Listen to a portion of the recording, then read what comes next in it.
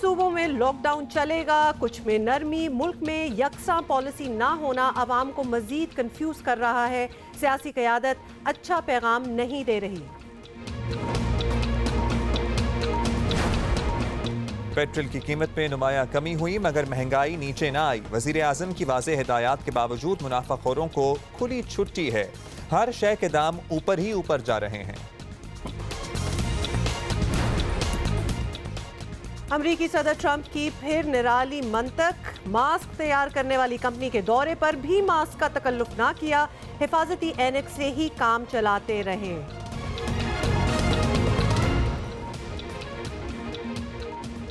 I am surprise कि उन्होंने हिफाजती ऐनक पहन ली थी, लेट अलोन ए मास्क। उनको लग रहा था सिर्फ आंखों के जरिए जा सकता है, सांस और मुंह के जरिए नहीं जा सकता। You might find it funny, but I can expect him to think that. I can expect कि वो यही बिलीव करते होंगे because उनकी अपनी एक लॉजिक होती है। जब वो डॉक्टर से कह सकते हैं कि कुछ डिसइंफेक्टेंट जो है वो इंजेक्ट करने का सोचें तो फिर ये भी हो सकता है। एनी हाउ, ओके, सड़कों पर क्या सूरत हाल है, आप अपने अपने शहरों की जरा सूरत हाल हम तक पहुंचाइएगा। और क्या इर्द गिर्द जो लोग आपको बाहर निकले नजर आ रहे हैं उन्होंने मास्क या दीगर हिफाजती इक़दाम उठाए हुए हैं या नहीं, ये भी आप हमें लिख के बताइएगा। जियो पाकिस्तान। लेकिन ये लॉकडाउन में नरमी कहीं हो रही है कहीं नहीं हो रही, उसके हवाले से पहले हम अब तो मुझे लगता है हुमा इंसान के आवाम के अपने हाथ में है सारा मामला। खुद ही मेरा ख्याल है कि सारे लोग तो बाहर निकले हुए हैं। कौन सी नरमी, कौन सी सोच भी लें कि बिल्कुल ही टोटल लॉकडाउन हो रहा हो, पॉसिबल भी तो नहीं है। और अब तक एवरीबडी वुड हैव एक्सपेक्टेड कि अब आवाम को समझ आ गई होगी।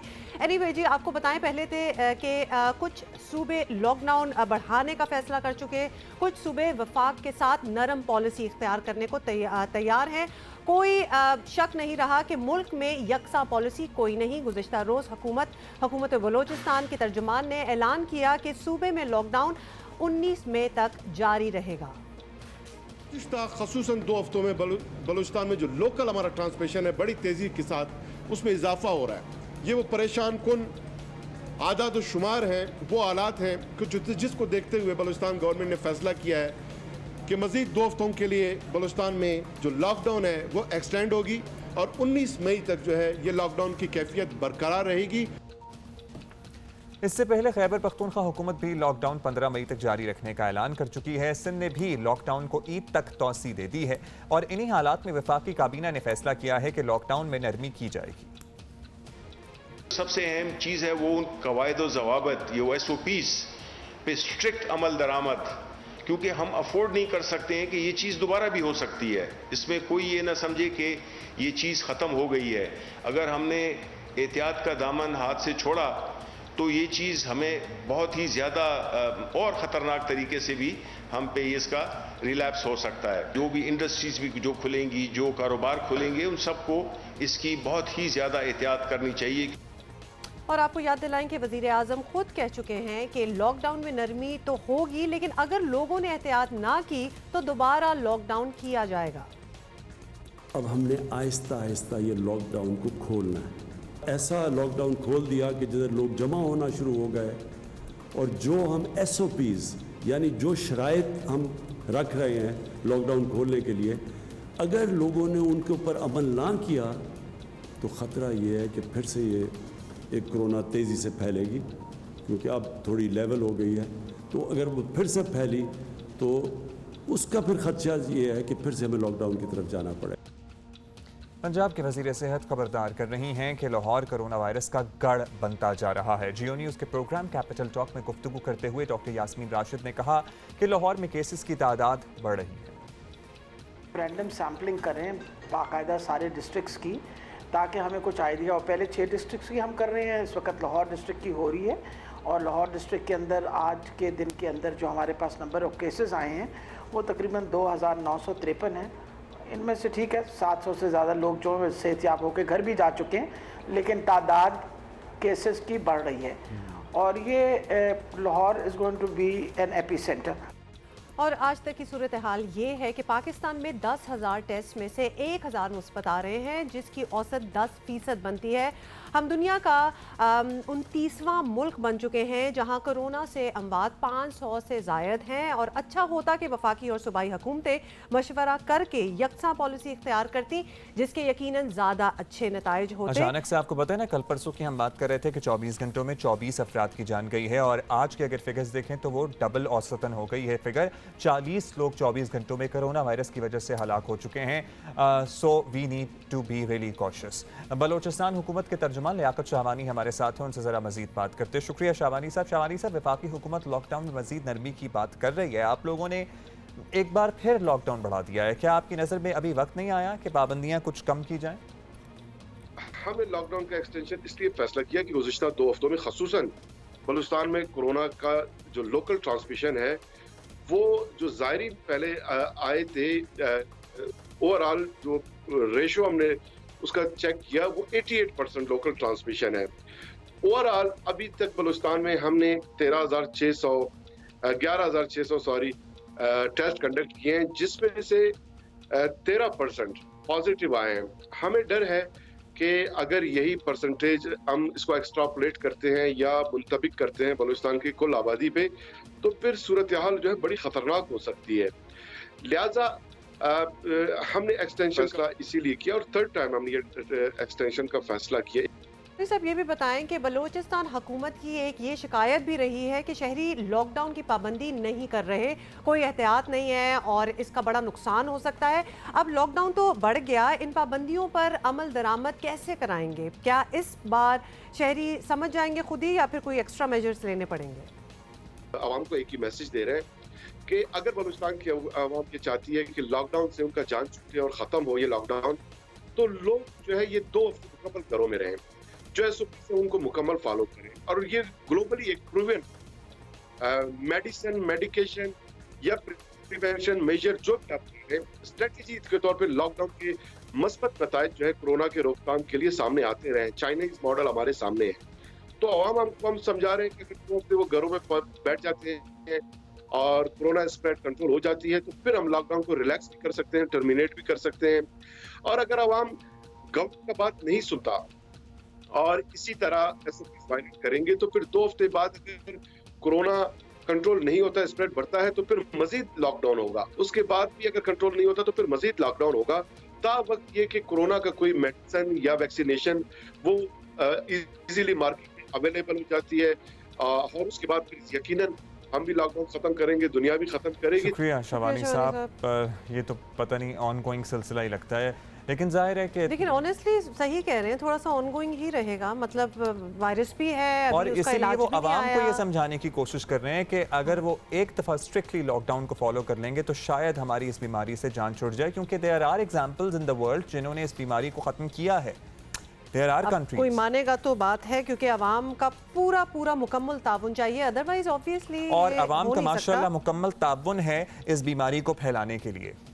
मैं बता रहा हूँ आपको, आप देख लें अपने इर्द गिर्द, आधे लोग तो सीरियस लेने को तैयार नहीं है। कोई मुझसे पूछता है कि जी आपके जानने वालों में, जी हमारे जानने वालों में बहुत से लोग हैं जो कोरोना वायरस से मुतासर हैं। अच्छा जी, आगे चलते हैं अब्दुल्ला, ये हम बात करेंगे। You are very right and I do agree with you, लेकिन इस वक्त हमें ज्वाइन किया है पंजाब के वज़ीर इत्तलात फयाज़ चौहान साहब ने। फयाज़ चौहान साहब, सबसे पहले आपसे पूछते हैं कि वफाकी हुकूमत की तरह पंजाब हुकूमत का भी ये फैसला है कि लॉकडाउन में मज़ीद नरमी की जाए। चलें ठीक है, आप लोगों का ये फैसला है, किस तरह की नरमियाँ तजवीज़ की गई हैं ये बता दें, और कौन कौन से कारोबार जो हैं वो खुलने की इजाज़त है उनको? हमने तय किया है कि हमने प्रिवेंटिव मेजर्स भी अडॉप्ट रखने हैं, रिलीफ मेजर्स भी रखने हैं और कारोबारों को भी हमने थोड़ा सा आसानी पैदा करनी है। कोशिश ये है कि वो कारोबार के जहाँ पर मजमा, मॉब और रश वाला माहौल ना हो, वो कारोबार जो है उनको आसानियाँ पैदा की जाएँ। और नंबर 1 उस पर जो है वो एक्सपोर्ट इंडस्ट्री है, क्योंकि एक्सपोर्ट इंडस्ट्री पूरे तरीके से फलाप हुई है। पिछले साल अप्रैल के अंदर हमारी एक्सपोर्ट जो है वो तकरीबन $2.1 बिलियन थी, जो इस साल अप्रैल के अंदर जना तकरीबन जो है वो 60 करोड़ डॉलर तक आई है। तकरीबन $1.5 अरब का नुकसान सिर्फ अप्रैल के अंदर एक जना एक्सपोर्ट के अंदर हमें हुआ।